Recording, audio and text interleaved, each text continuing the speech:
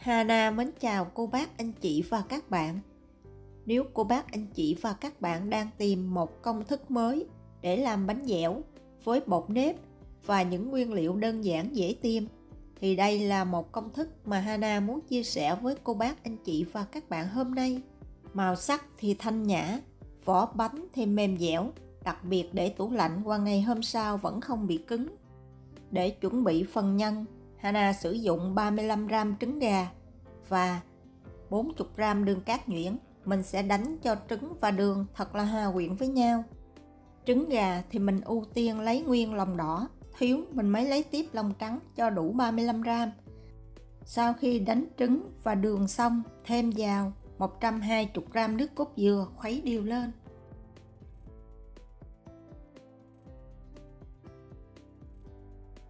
Sữa đặc có đường thì Hana sử dụng 30g, mình cũng khuấy đều với hỗn hợp nước cốt dừa.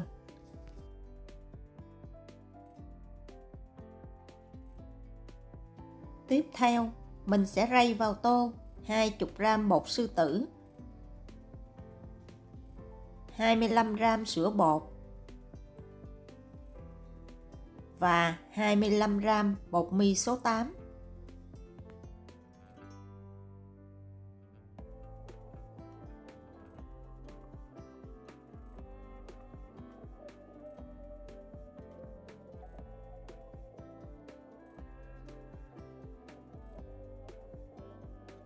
Cuối cùng, mình sẽ thêm vào 30g bơ lạc, mình đun cho chảy ra.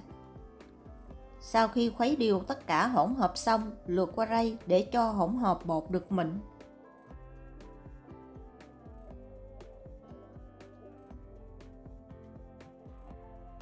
Trước khi làm, cô bác, anh chị và các bạn nhớ chuẩn bị một xửng nước sôi. Khi nước sôi, cho dĩa nhân lên hấp 12 phút ở lửa vừa. Sau 3 phút, mình sẽ dỡ nắp ra, khuấy đều một lần để cho hỗn hợp nhân được chín đều. Tiếp tục làm như vậy cho tới khi hỗn hợp nhân đặc lại hoàn toàn thì mình tắt bếp.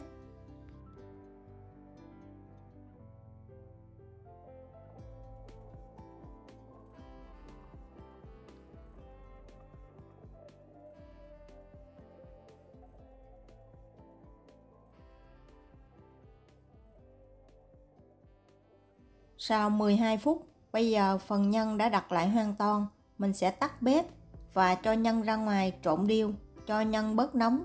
Sau đó, cho vào thau dùng tay, nhồi 1 tới 2 phút cho tới khi hỗn hợp nhân dẻo mịn. Phần nhân này mình sẽ làm 11 cái bánh, chia ra mỗi viên nhân khoảng 25g, vo tròn. Nếu chỗ cô bác, anh chị và các bạn nóng, mình có thể để nhân trong tủ lạnh. Nếu chỗ cô bác, anh chị và các bạn có thời tiết mát mẻ, nhân này mình không cần phải để trong tủ lạnh, để một bên một chút mình làm sao. Kế tiếp mình sẽ chuẩn bị phần bột. Bột mì số 8 mình dùng 15g, bột nếp 30g và 30g bột gạo. Bột mì giúp cho vỏ bánh luôn mềm, để trong tủ lạnh không bị cứng. 40g đường bột. Đường bột cũng giúp cho vỏ bánh được mềm hơn là đường cát bình thường. Rây đều hỗn hợp này lên và sau đó thêm vào 35g sữa đặc có đường,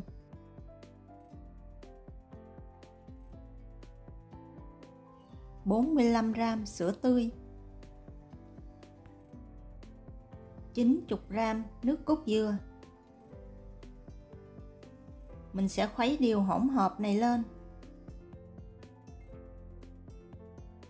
Cuối cùng thêm vào 20g bơ lạc đun chảy, khuấy đều lên, lượt qua rây để bột được mịn.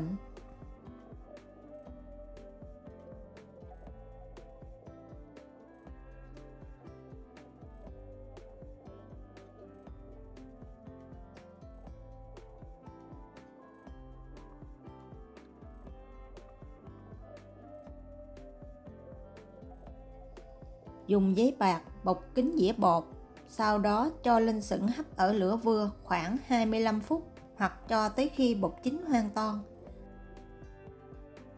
Sau 25 phút, bột bây giờ đã chín hoàn toàn, mình sẽ tắt bếp, lấy bột để ra ngoài, trộn đều phần bột này lên và để khoảng 5 phút cho bột nguội bớt.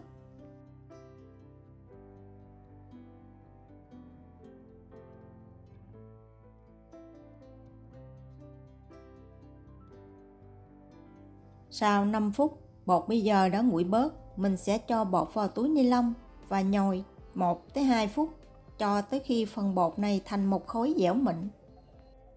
Bột đạt là phần bột này bóng, dẻo và mịn. Mình sẽ tiếp tục nhồi thêm vài chục giây nữa. Phần bột này mình cũng làm được 11 cái bánh, mỗi cái bánh nặng khoảng 25 gram. Tùy theo màu sắc của bác anh chị và các bạn thích mà mình chia bột ra để pha màu. Hana chia làm 6 phần.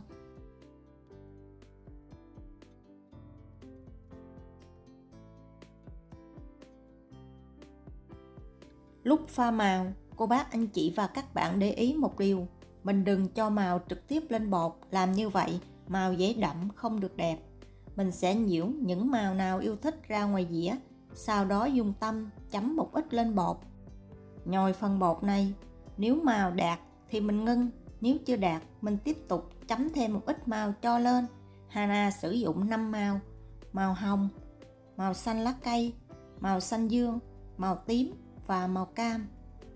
Sau khi nhồi màu xong, phần bột này mình sẽ bọc kín lại và để trong tủ lạnh để một chút mình đóng bánh được sắc nét hơn. Thời gian để bột tùy theo cô bác anh chị và các bạn muốn để lâu hay mau. Mình cũng có thể để bột qua đêm, sáng hôm sau mình đóng bánh cũng được. Bây giờ mình sẽ chuẩn bị phần bột áo. Hana cho vào chảo 50 gram bột nếp và một ít lá dứa. Mình sẽ rang bột ở lửa vừa cho tới khi phần lá dứa khô và giòn là bột đã chín. Tắt bếp, rây phần bột này để cho bột được mịn màng hơn và để cho bột nguội trước khi mình đóng bánh.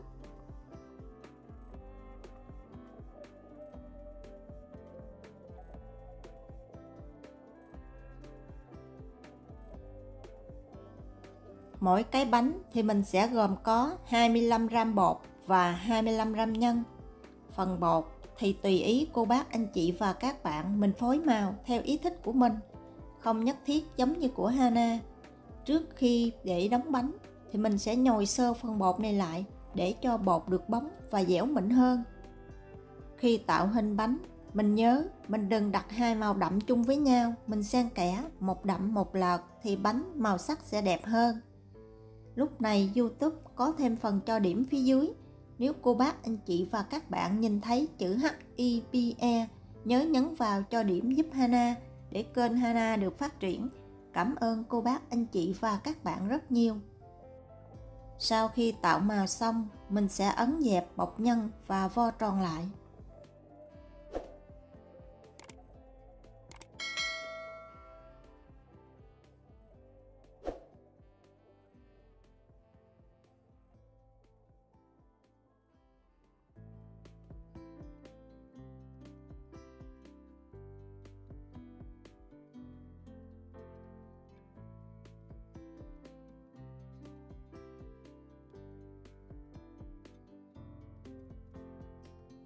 Mình sẽ áo một lớp bột áo lên bột và khuôn cho kỹ. Làm như vậy một chút mình lấy bánh được dễ dàng hơn.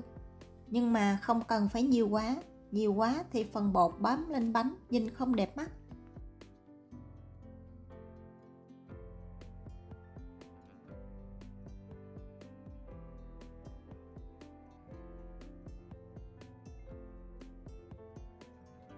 Dùng tay xe bột theo hình cái trứng gà để một chút mình đóng bánh được dễ dàng hơn.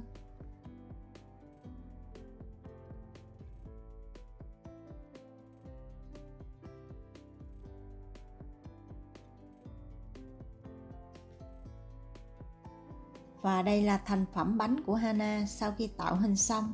Màu sắc rất là trang nhã và bắt mắt. Thành phẩm thì vô cùng đẹp mắt. Cô bác anh chị và các bạn đừng pha màu đậm quá nhìn không đẹp. Nếu mà mình lỡ pha màu hơi đậm thì mình lấy một ít bột màu trắng mình pha vào bột màu để tạo cho màu sắc nhạt hơn. Nếu cô bác anh chị và các bạn để ý những gì Hana chia sẻ thì sẽ rất dễ dàng thành công với món bánh dẻo, không cần phải bột bánh dẻo. Vỏ bánh vô cùng mềm dẻo, để tủ lạnh qua ngày vẫn không cứng. vị ngọt thì vừa phải, phần nhân trứng thì thơm ngon.